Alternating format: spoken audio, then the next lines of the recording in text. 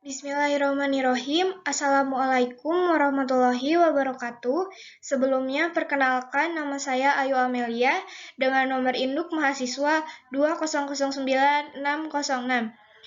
Di sini saya akan sedikit menjelaskan mengenai metode pengobatan suwuk dan perewangan serta perannya dalam menyembuhkan penyakit di komunitas Kediri. Ini ada pembahasan-pembahasan yang akan saya bahas di dalam materi ini.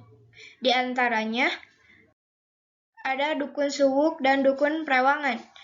Keberadaan dukun dalam materi ini terbagi menjadi dua, yaitu dukun suwuk dan dukun perewangan, yang merupakan salah satu dukun bagi masyarakat di Kabupaten Kediri. Penamaan dukun ini didasarkan pada metode yang digunakan dalam penyembuhan penyakit. Dukun suwuk menggunakan kekuatan sembahyang dalam bahasa Jawa yang disebut disuwuk atau dengan sembahyang. Sedangkan dukun perewangan menggunakan bantuan rewang atau pasangan supranatural dalam proses penyembuhan dan terkadang menggunakan ritual tertentu. Selanjutnya ada metode pengobatan dari dukun suwuk. Dukun suwuk adalah sejenis dukun yang dalam proses pengobatannya dengan menggunakan doa sebagai mantra. Kemudian mereka melakukan pengobatan nyuwuk ke pasien. Ditemukan juga bahwa yang digunakan dalam prosesnya tidak hanya air biasa, tetapi kadang juga menggunakan air liur dari penyuwuk atau dukun.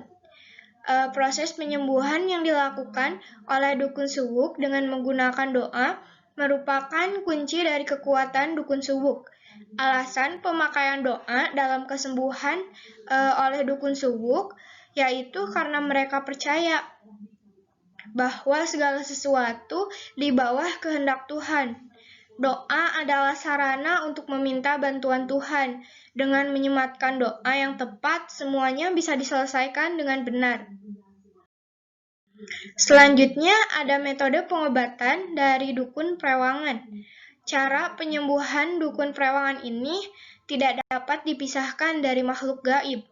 Dukun perewangan memiliki hak khusus untuk mempertahankan kemampuannya. Misalnya, ritual setiap malam Jumat Pahing, sesajen berupa bunga kenanga dan kopi hitam diletakkan di belakang rumah dekat sumur untuk perewangan atau mitra spiritual. Misalnya, di Nyi Wedan atau menolak hujan, pelayanannya sekaligus dengan mencantumkan tanggal pernikahan. Karena biasanya ritual menolak hujan ini sering dilakukan untuk yang mau menikah. Biasanya ada persyaratan tertentu yang harus diikuti oleh yang meminta bantuan. Contohnya seperti persyaratan mempelai perempuan untuk tidak mandi selama 2 hari. Jika persyaratan dilanggar, maka permintaan yang diharapkan pun akan gagal. Sumber utama dukun perewangan yaitu perewangan itu sendiri yang menjadi mitra kerjanya. Perewangan berasal dari bahasa Jawa yaitu rewang atau bantuan. Hal ini dipahami sebagai penolong yang dimiliki oleh seorang dukun yang berasal dari kekuatan makhluk gaib seperti jin. Keberadaan perewangan tidak dapat dilihat dan dirasakan oleh orang biasa. Perewangan hanya memanifestasikan dirinya pada orang-orang tertentu, termasuk pada dukun perewangan sendiri. Kehadiran perewangan hadir melalui berbagai cara. Contohnya, mereka bisa datang melalui mimpi, menunjukkan diri mereka secara langsung atau melalui bisikan. Selanjutnya, ada peran dukun suwuk dan perewangan dalam penyembuhan penyakit bagi masyarakat. Dukun suwuk dan dukun perewangan memiliki kemampuan khusus. Kemampuan ini membuat mereka lebih dihormati, dan dianggap berbeda dari anggota komunitas lainnya. Mereka memiliki kedudukan dan kekuasaan yang lebih tinggi di masyarakat, terutama kepada klien atau pasien. Salah satu hal yang membuat kehidupan masyarakat menjadi hidup dan bermakna adalah karena setiap individu sebagai makhluk sosial menjalankan perannya masing-masing. Selanjutnya, ada pengalaman dukun subuk dan prewangan dalam penyembuhan penyakit bagi masyarakat. Dukun subuk dan dukun prewangan memiliki banyak klien dan pasien. Bahkan sampai sekarang mereka tidak pernah mempromosikan jasanya lewat media apapun. Orang-orang yang datang kepada mereka kebanyakan telah mengenal apakah mereka memiliki kemampuan khusus untuk membantu masalah pasien atau klien tersebut. Ada juga yang mengetahui tentang dukun subuk dan dukun prewangan dari perkataan orang lain. Banyak klien dan pasien yang datang dari luar kota.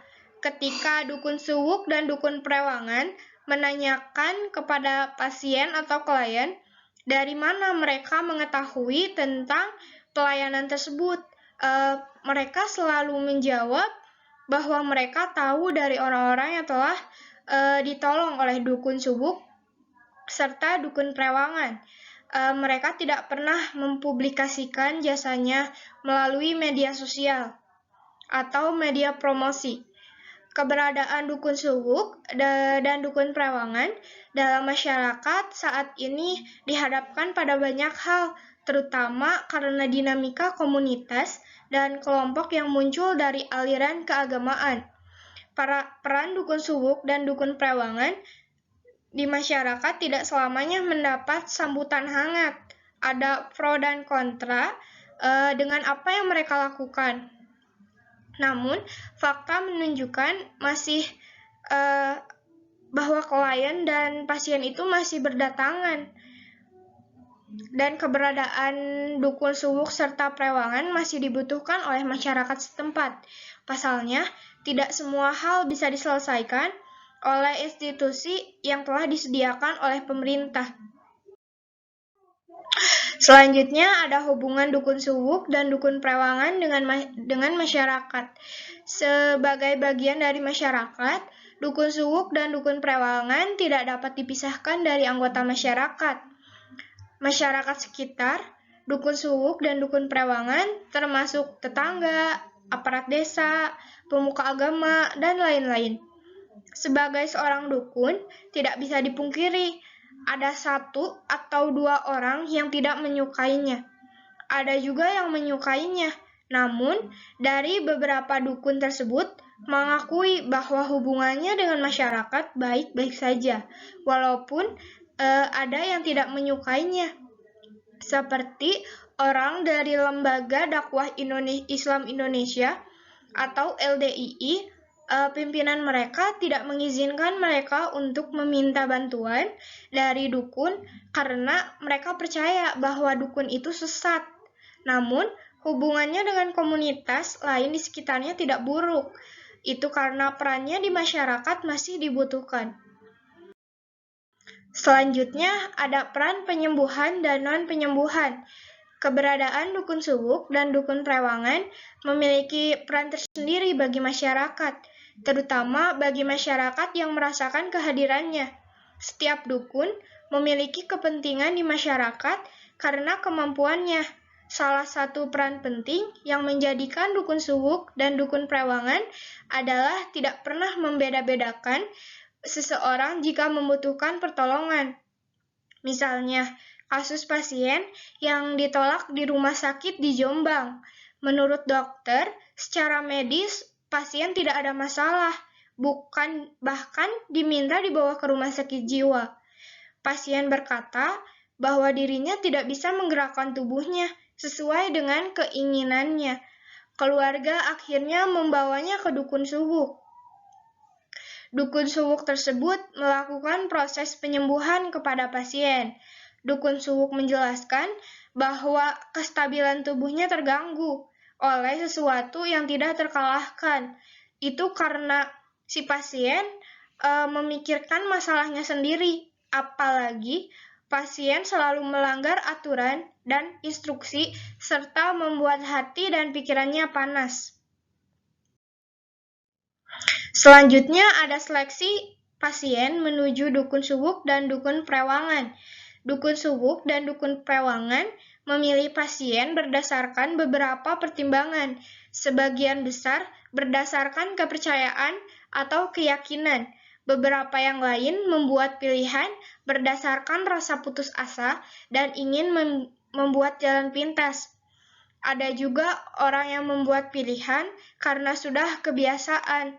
Itulah yang menjadi alasan masyarakat memilih dukun subuk dan dukun prewangan. Cara dukun subuk dan dukun prewangan jelas berbeda, dan masyarakat juga mengetahuinya. Masyarakat memiliki kriteria dalam memilih dukun. Mereka tidak akan memilih dukun tanpa mengetahui seberapa signifikan metode mereka dapat berhasil. Dan yang terakhir ada memilih dukun. Yang pertama, dukun subuk.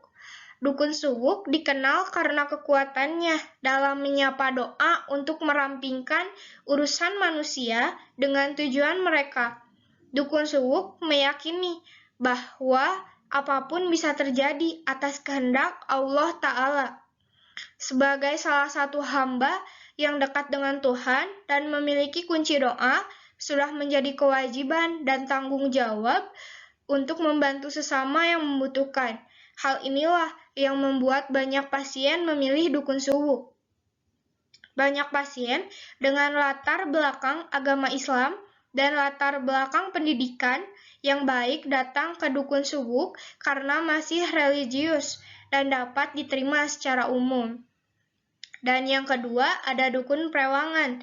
Memilih dukun prewangan untuk meminta bantuan adalah salah satu pilihan. Dukun prewangan biasanya sangat terbuka dengan kehadiran siapapun di rumahnya untuk tujuan apapun. Nah, inilah yang menjadi perbedaan antara dukun subuk serta dukun prewangan. Jika dukun subuk tidak sangat terbuka dengan kehadiran siapapun, dukun subuk pasti akan memilih pasien atau klien jika mereka mempunyai tujuan atau niat yang baik untuk datang ke dukun subuk. Sedangkan dukun prewangan, dia sangat terbuka dengan kehadiran siapapun. Bisa dikatakan dukun prewangan itu welcome. Jadi, kalau misalkan ada klien atau pasien dengan niat baik ataupun buruk, pasti dukun prewangan akan membantunya. Tetapi seiring berjalannya waktu, jumlah pelanggan yang datang ke dukun prewangan semakin berkurang. Selain dampak modernisasi, pengaruh pergerakan pemurnian agama Islam di sekitar pemukiman, dukun prewangan juga turut andil dalam melakukan perubahan tersebut.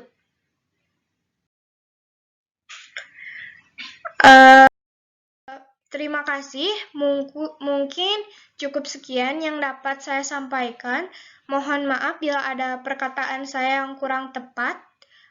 Wabillahi taufiq wa hidayah. Wassalamualaikum warahmatullahi wabarakatuh.